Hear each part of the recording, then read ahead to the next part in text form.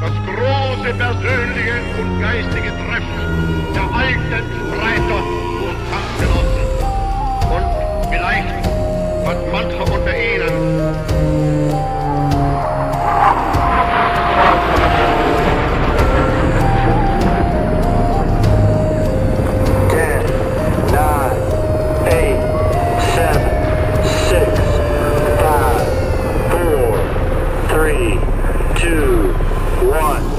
Bienvenidos a Archivos del Tiempo, podcast.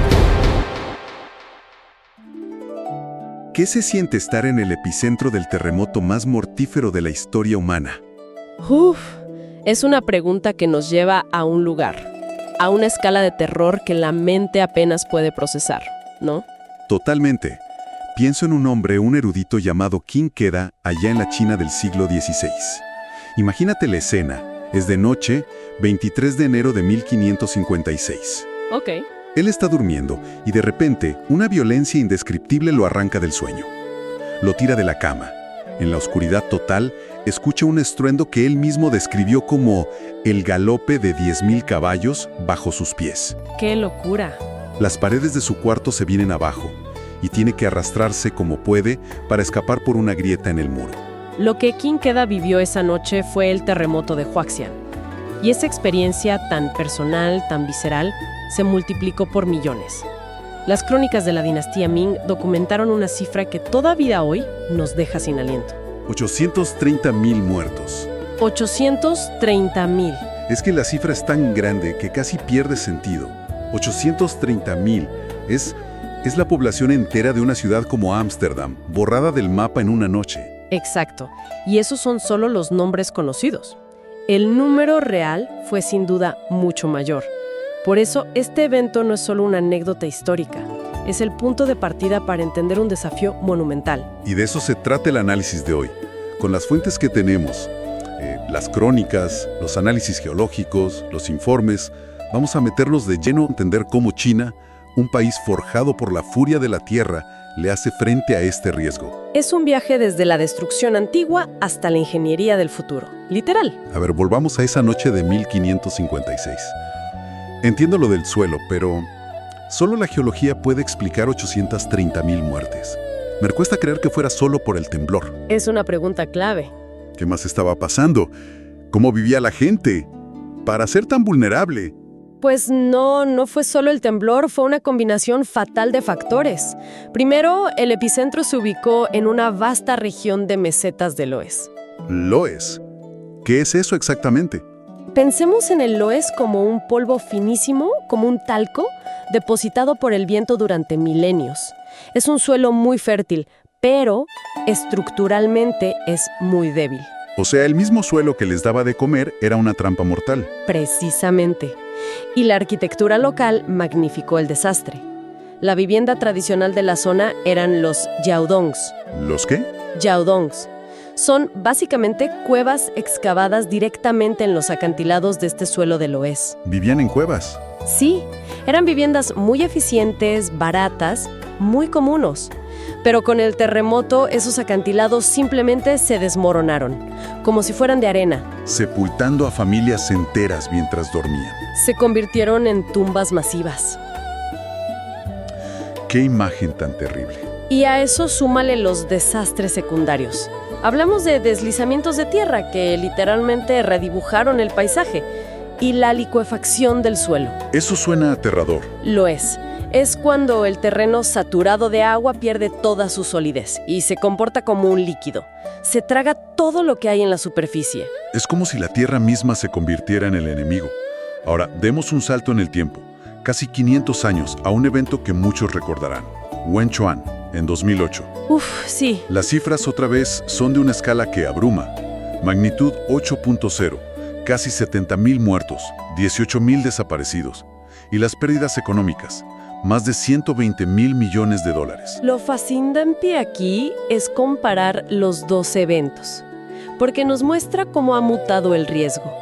En 2008 murieron muchas menos personas que en 1556, lo cual habla de mejores construcciones, una mejor respuesta, claro. Sin duda. Sin embargo, el impacto económico fue astronómico. de una escala nunca antes vista. Entonces, lo que me dices es que a medida que China se volvía más rica, con edificios supuestamente más seguros, el riesgo de una catástrofe económica total se disparaba. Has dado en el clavo. Es como si el progreso mismo creara una nueva forma de vulnerabilidad. Esa es la gran paradoja del desarrollo en zonas de riesgo. La vulnerabilidad ya no está solo en las aldeas rurales, sino en la inmensa concentración de población, de infraestructura, de riqueza en las megaciudades. Beijing, Shanghai. Exacto. Pensemos en Beijing, Guangzhou, Shanghai. Esas zonas, según uno de los informes, son solo el 3% del territorio de China, pero generan más del 60% de su Producto Interno Bruto. O sea, el motor económico del país está sobre un terreno que tiembla. Y dentro de esas ciudades tienes un mosaico, rascacielos de última generación junto a barrios antiguos que no aguantarían nada. El desafío ya no es solo proteger vidas, sino proteger el tejido económico de una superpotencia mundial. Y aquí es donde la cosa se pone realmente interesante. Ajá. Porque si algo demostró Wenchuan fue la capacidad de respuesta del Estado chino. Fue una movilización casi militar. Las fuentes dicen que el primer ministro estaba en la zona del desastre en menos de 3 horas. 3 horas. 3 horas. Y en una semana ya había más de 113,000 soldados desplegados en el terreno. Es una escala logística que pocos países en el mundo podrían igualar. Pero no fue solo músculo humano. La tecnología jugó un papel absolutamente crucial. A eso quería llegar. Porque una movilización así, en un terreno montañoso y destruido, suena a pesadilla logística. ¿Cómo lo hicieron? Fue un punto de inflexión tecnológico. Usaron imágenes satelitales de alta resolución para evaluar los daños en zonas remotas. Donde no se podía llegar por tierra. Exacto. Para dirigir los recursos a donde más se necesitaban. Y además, se enfrentaron a un problema aterrador: los lagos sísmicos. ¿Qué son exactamente? Son cuerpos de agua enormes que se forman cuando un deslizamiento bloquea un río. Crean una represa natural, pero súper inestable. ¿Y si colapsa? Podría causar inundaciones devastadoras aguas abajo. Para analizar ese riesgo, crearon modelos digitales tridimensionales del terreno. Y para la comunicación, la clave fue el sistema de navegación Beidou. La alternativa china al GPS. Correcto. Los equipos usaron teléfonos satelitales Beidou para coordinarse en tiempo real cuando todas las redes convencionales estaban caídas. Es impresionante. Pero supongo que una respuesta de emergencia, por muy espectacular que sea, no es suficiente. No se puede vivir apagando incendios, ¿no? ¿Cuál es la estrategia a largo plazo? Correcto. La respuesta de emergencia es la punta del iceberg. El verdadero trabajo, el que salva vidas antes del desastre, está en la prevención. Y el pilar de esa estrategia en China son los códigos de construcción. ¿Cómo han ido cambiando sus códigos? Pues ha sido un viaje largo y lamentablemente marcado por la tragedia. Empezó con el Código 59, muy básico, basado en el modelo soviético. Pero luego, terremotos devastadores como el de Tangshan en 1976... Que mató a más de 240,000 personas. Exacto, se convirtieron en laboratorios macabros. Los ingenieros estudiaron miles de edificios colapsados para entender por qué fallaban, y cada lección se fue incorporando a los códigos, hasta llegar al moderno Código 2001. Y ese código moderno se basa en un principio que leí que es muy pragmático. Muy pragmático y muy inteligente. Es un principio de 3 niveles, la base del diseño sísmico chino actual. A ver. Sin daños bajo sismos pequeños, daños reparables tras sismos moderados y, lo más importante, sin colapso bajo sismos fuertes. O sea, el objetivo no es que un rascacielos salga intacto de un terremoto gigante. No, el objetivo es que permanezca en pie el tiempo suficiente para que la gente pueda evacuar. La prioridad absoluta es evitar el colapso y salvar vidas. ¿Y esto funciona en la práctica? ¿Hay pruebas? Sí, y muy contundentes. Uno de los informes menciona el proyecto Seguridad Sísmica para Residencias Rurales, un programa masivo para reforzar casas en el campo. Ok. En 2005, un sismo de magnitud 6.2 golpeó la región de Xinjiang, y el resultado fue un experimento natural perfecto. Las casas que habían sido rehabilitadas soportaron el temblor casi sin daños. ¿Y las que no? Las más antiguas, las que no habían sido reforzadas, sufrieron consecuencias graves. Demostró que la ingeniería preventiva funciona. Hemos hablado de salvar vidas, de los códigos de construcción, pero me queda una duda enorme. Cuando las cámaras se van y el polvo se asienta, queda una ciudad en ruinas. Eso cuesta una fortuna inimaginable. Uf, ¿De dónde sale ese dinero? ¿Quién paga la cuenta? esa es la pregunta del billón de yuanes, literalmente. Tradicionalmente, en China, la carga recaía casi por completo en el gobierno, pero depender solo de fondos públicos tiene problemas serios. Retrasos, burocracia. Exacto, y una presión fiscal enorme. Y es aquí donde entra un concepto financiero clave, el seguro contra catástrofes. Que, a diferencia de la ayuda del gobierno, no es reactivo, sino proactivo, ¿no? Exactamente. La ayuda gubernamental es financiamiento post-desastre. El seguro es financiamiento pre-desastre.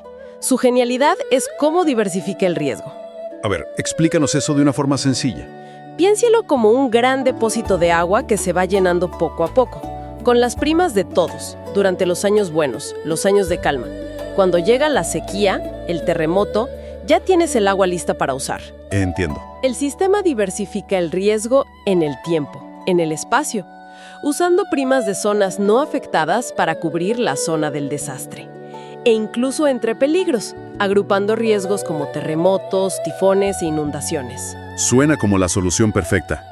Pero aquí nos topamos con otra gran paradoja que mencionan las fuentes. Ajá.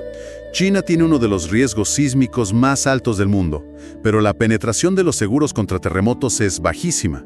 Hablamos de un 3%, más o menos. Sí, es increíblemente bajo. Para ponerlo en perspectiva, en Nueva Zelanda, otro país en el cinturón de fuego, la cobertura supera el 90%. Y el terremoto de Wenchuan lo dejó clarísimo. Los pagos de las aseguradoras cubrieron menos del 1% de las pérdidas totales. ¿Menos del 1%? El 99% restante tuvo que ser asumido por el gobierno, empresas, los propios ciudadanos. Una brecha abismal. ¿Y por qué? ¿Por qué esa brecha tan grande? Si el riesgo es tan evidente, porque la gente no se asegura. Es una mezcla de todo y es súper complejo. Por un lado, hay un factor cultural de dependencia histórica del Estado. La gente espera que el gobierno se haga cargo. Claro. Por otro, está el tema de la asequibilidad. Para muchas familias, una prima de seguro es un lujo. Y también hay un problema de diseño. Un programa de seguros eficaz tiene que cumplir con varias cosas a la vez. Ser asequible, sostenible, tener alta penetración y, lo más importante, debe estar vinculado a la mitigación. ¿Qué quieres decir con eso? Incentivar la prevención. Exacto. El seguro no puede ser solo un cheque después del desastre. Debe incentivar un comportamiento más seguro. Por ejemplo, ofreciendo primas mucho más bajas a quienes construyen sus casas siguiendo los códigos más estrictos. Creando un círculo virtuoso. Justo. Y no hay una solución única. Nueva Zelanda y Turquía tienen esquemas obligatorios, California tiene uno voluntario, pero es caro y por eso tiene menos penetración. China está en esa encrucijada experimentando para ver qué modelo se adapta mejor. Ok, hemos hablado de eventos catastróficos, pero para la mayoría, la mayor parte del tiempo, un terremoto no es una preocupación diaria. Se siente como un riesgo lejano, ¿no? Casi teórico, sí. ¿Cómo podemos poner este riesgo en una perspectiva que realmente podamos entender en nuestro día a día? Hay una herramienta conceptual muy útil para eso, las micromuertes. ¿Micromuertes? Sí, una micromuerte es una unidad de riesgo. Representa una probabilidad de muerte de 1 en 1.000.000. Nos ayuda a comparar riesgos muy diferentes en la misma escala. A ver un ejemplo. Correr una maratón te expone a unas 7 micromuertes. Viajar 400 kilómetros en coche, a 1. Entiendo. Y cuando aplicamos esto a los terremotos a nivel global, los resultados que encontré en las fuentes son, bueno, alucinantes. Lo son, y revelan la naturaleza extraña del riesgo sísmico.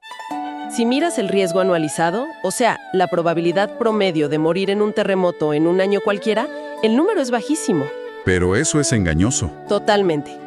Porque el riesgo sísmico no es un goteo constante, es un diluvio repentino. Un solo gran evento lo cambia todo. ¿Qué tan drástico es ese cambio? Los datos son impactantes. En más de 50 países ha habido al menos un año en que un único terremoto causó más muertes que todos los accidentes de tráfico de ese mismo año. ¡Wow! Y aquí viene lo más increíble. En 15 de esos países, un solo terremoto ha llegado a superar la tasa de mortalidad total de todas las demás causas combinadas en un año. O sea que en un país entero, en un año específico, fue más probable morir por un solo evento de unos pocos minutos que por cáncer, infartos, accidentes y todo lo demás junto. Exactamente. Esto redefine por completo cómo debemos percibir el riesgo. No es una amenaza pequeña y constante, es una amenaza latente, dormida, pero con un poder colosal. Y esto demuestra lo mal equipado que está nuestro cerebro para entender este tipo de riesgo, ¿no? Totalmente. Nos preocupamos más por el viaje diario al trabajo, que acumula micromuertes lentamente, que por la falla geológica bajo nuestros pies, que podría gastarlas todas en un minuto. Y supongo que esta ceguera psicológica no es solo individual, se refleja en cómo actúan los gobiernos. Completamente. Los datos muestran una tendencia abrumadora. La mayoría de los gobiernos son reactivos, no proactivos. Un estudio global encontró que de los 148 países que tienen códigos sísmicos, 65, casi la mitad, los implementaron en los 5 años posteriores a sufrir un gran terremoto. Lo que demuestra una y otra vez que, lamentablemente, se necesita una tragedia para impulsar la acción preventiva. La memoria del desastre parece ser el catalizador más poderoso para el cambio. Hemos recorrido un camino larguísimo. Desde la experiencia aterradora de King Keda en 1556, sintiendo el galope de 10.000 caballos bajo sus pies, hasta la red complejísima de ciencia de datos, ingeniería, finanzas y política del siglo XXI. La historia de China con los terremotos es, en muchos sentidos, un caso de estudio sobre la lucha eterna de la humanidad contra el poder impredecible de nuestro propio planeta.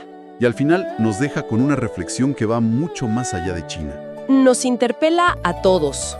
El verdadero desafío, el choque fundamental, es entre la psicología humana y el tiempo geológico. Nuestra mente está programada para reaccionar a amenazas inmediatas, visibles. De corto plazo. Exacto. Nos cuesta enormemente prepararnos, invertir recursos y cambiar comportamientos para eventos de baja probabilidad, pero de consecuencias que pueden borrar todo lo que conocemos. Eventos que quizás no ocurran en nuestra vida ni en la de nuestros hijos. Precisamente.